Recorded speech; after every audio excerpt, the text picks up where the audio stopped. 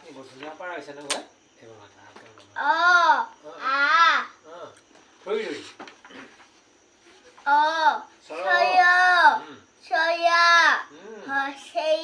বেছ কোনটো দিছা তুমি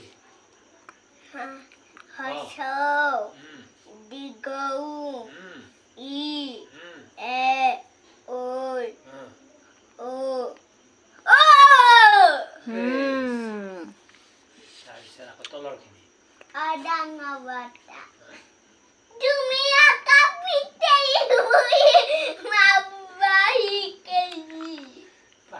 ই বৰ মজাদাৰ ইয়ে খালি মজা কৰি থাকিবা